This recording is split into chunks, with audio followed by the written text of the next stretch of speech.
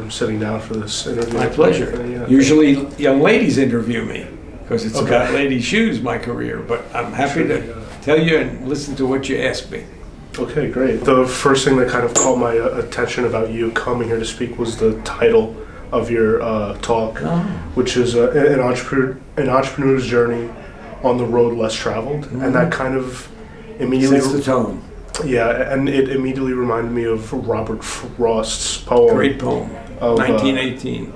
The Road Not Taken. Yeah. And a main theme of that poem is taking risks, right? So, well, the last lines of the poem, two roads diverged in a wood, and I took the one less traveled by, and that has made all the difference. And that line, when I memorized that poem in high school, as we were required to do, among others, became a mantra for me. It's never left me. Right, yeah. And I kind of wanted to ask how risk is connected to your career. And most important truism of entrepreneurship. You can't go forward without taking risks. You really can't. You're going to be at my talk?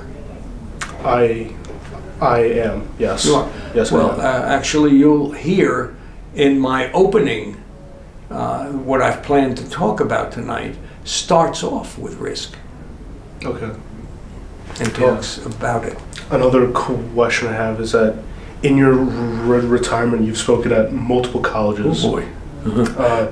You've also mentored at schools like Yale, Princeton, the University of Chicago. What motivates you to tell your story and to kind of go these colleges? I used to work 15 hours a day, and then I sold my business. And my daughter said, "What are you going to do, Daddy?" And I said, "I've been working so hard, I've never seen Seinfeld, so I'll watch the reruns." She said, no. You can't vegetate in front of a television. You have to figure out things to do. And I kind of started to make a list. And the first thing on the list was to learn how to do inline skating. You know what that is, with the wheels in the middle of the skate? Not four wheels, but the wheels are right in the middle of the skate. Okay, right here, right? Yeah.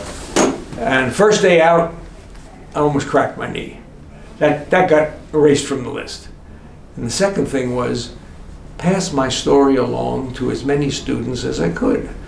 And I am now visiting about 25 to 30 universities every year to tell different aspects of my career in story form.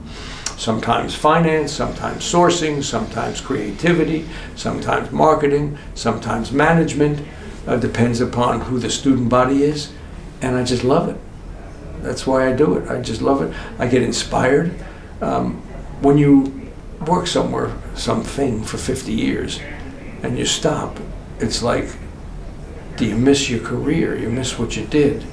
Well, these talks help me really continue my career, because I'm talking about what has been part of my life for so long. So I benefit, and the students benefit.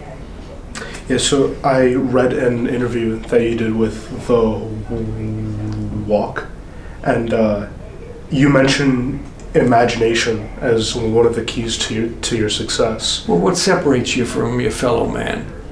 It's your imagination, and it's legal.